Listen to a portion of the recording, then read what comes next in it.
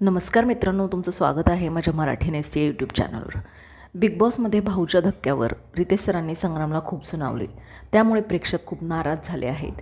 रितेश सरांनी तिथे अरबाज आणि संग्रामची तुलना केली आहे आणि सांगितलं की अरबाजला फाईट करण्यासाठी तुम्हाला तिथे पाठवलं आहे, पण गोणीच्या टास्कमध्ये तुम्हाला अरबाजने एका हाताने सहज बाहेर काढलं आणि पहिल्याच फेरीत दमवलं. रितेश सरांची ही वाक्य प्रेक्षकांना अजिबात आवडलेली नाहीत, कारण यामुळे संग्रामच्या ताकदीवर प्रश्न निर्माण झाला आहे.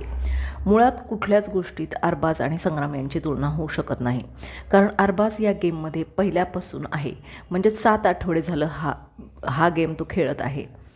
तसेच तो या प्रकारचे रिॲलिटी शो आधीच करून आलेला आहे. नवीन माणसाला गेम समजायला आणि स्ट्रॅटेजी आखायला वेळ लागतो.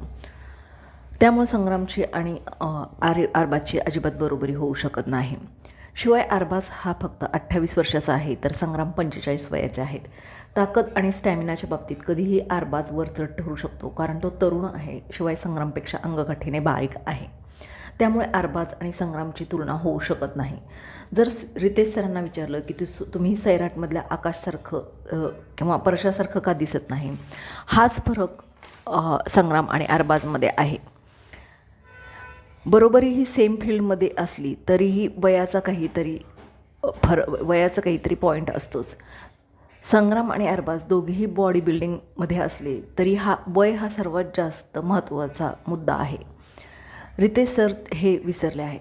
त्यामुळे संग्राममध्ये आणि अरबाजमध्ये केलेली बरोबरी अत्यंत चुकीची आहे आणि यामुळे संग्रामचे फॅन्स आणि प्रेक्षक देखील दुखावले आहेत.